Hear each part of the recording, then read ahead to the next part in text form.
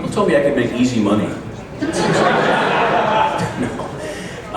Well, I started as an actor, a stage actor. I trained as a stage actor, and I still do on-camera work, a lot of on-camera work. And I actually fell into the voice business by accident. Want to hear that story? Sure. This was early on in my career. It was probably 1980. And I was with a commercial agent that handled just on-camera commercials. And I used to see this mustachioed gentleman, rather rotund he was, and he would kind of go through the lobby into a side office every once in a while, and I would see him go in there, and I always wondered who he was. And so one day I walked in and I said, "Excuse me, who are you?" And he said, I'm Steve Tischerman. And I said, "And what do you do here?" He said, "I handle voiceover." I said, "And what is that?" He said, "Well, you know, when you hear like an animated cartoon or a narration on a television show or whatever, when you don't see the person, that's voiceover." I said, "Oh, I can do that." And he said, yeah, sure you can.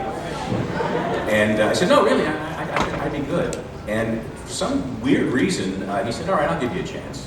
And one of the first auditions I went to was for a series called Spider-Man and His Amazing Friends. Oh yeah. Yeah, and it was by Marvel Productions, and it was their first. It was the first time Marvel had actually taken one of their characters and produced the show themselves. This was an in-house production. They'd always farmed out the characters to other production companies before. So Stan Lee and the whole crew moved out. Everybody in town was up for that job, and somehow I ended up with it. I don't know how, and that really put me on the map of the voiceover world. And of course I worked with Frank Welker on that show, who played Iceman, Kathy Garver, who was Firestar, the incredible June Foray, who was Aunt May, nobody like her. So it was a great training ground for me, because I had not really considered going into the voiceover portion of this business.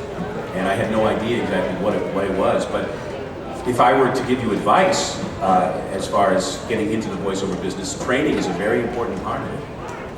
And let me just mention, tomorrow, I don't know what time we're doing this, but we're going to do a How to Get Into Voiceover seminar.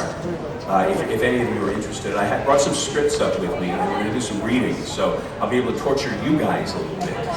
So that should be fun. So that's tomorrow. So that's how I would say, just, you know, it's at 12 noon tomorrow. So if you're interested in hearing about how you might make a living doing voiceover, I got to help you. Stop by. I am pretty much interested, but here's my second question. Now, are there any